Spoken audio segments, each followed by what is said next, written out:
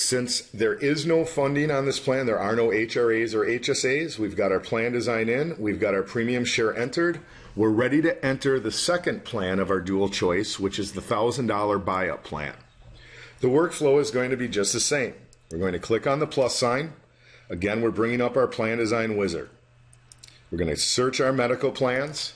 To narrow it down, we're going to search by sample carrier. We're going to choose the $1,000 deductible plan. We're going to select that. Now, one of the things to note is that we can change the name of our plan design right here as we're building it. So again, once we choose our medical plan, notice that the plan design name is the same as the medical plan name. So here we can change it to say 1,000 buy-up plan. Okay, so we've got, we can adjust our plan design name as we go. I'm going to click next for the RX plan. Again, we're going to search. It's automatically going to take us to sample carrier. We want the richer of the two for the buy-up plan, the 102550. We're going to select it. Next step is going to be premiums. We're going to go to composite. We're going to tag them as underwritten, and we're going to enter in our premium information. So on the buy-up plan, our premiums are $386.10 for employee only, $850.75 for employee spouse, $734.73 for employee children, and family is $1160.11. We're going to apply our premiums. Next step is going to be the enrollment counts. From our sample employer information, we know our enrollment counts are 22, 8, 3, 12. Now, I accidentally hit enter before we came in here. So again, in order to make changes, I'm just going to click on what I want to change, which is these enrollment counts. It's going to bring me back, and I can put in my 3, I can put in my 12, and reapply. Okay, so now we have our total enrollment counts in.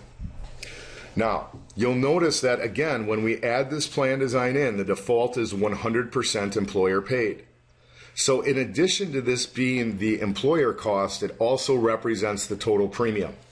So here's where we could come in and check against the actual carrier quote or renewal to make sure that our numbers match up with theirs. All right. Remember, things in blue we can edit. You'll notice medical plan in blue. I can click in there and access what my copay information is. Click on it again to close it. RX plan, same thing. I can access the RX information and close it. One of the themes behind the plan designer screens is that employers told us they wanted to minimize the numbers they were looking at. It was information overload. So by providing just the core information in the plan design screen, we eliminate a lot of the additional numbers and noise that show up on a lot of traditional spreadsheet presentations. We still want access to that additional information if we need to talk about copays or what the RX plan is, but the key is we can remove that from the screen when we don't need it. All right, so our next step is going to be to set the premium share for this plan design to be 100% as well, or 70% as well. I'm going to click on the words premium share. I'm going to change the 100 to a 70 and apply it to all enrollment types. Again, notice we can instantly see what the monthly employee cost is. Again, we have access to what that employer cost for that plan design is. We're going to come back to our plan design screen. Now you'll notice since we have two plan designs entered in, our plan group cost that's displayed on the plan group header here, the blue bar, is $356,108, which represents the sum total of those plans.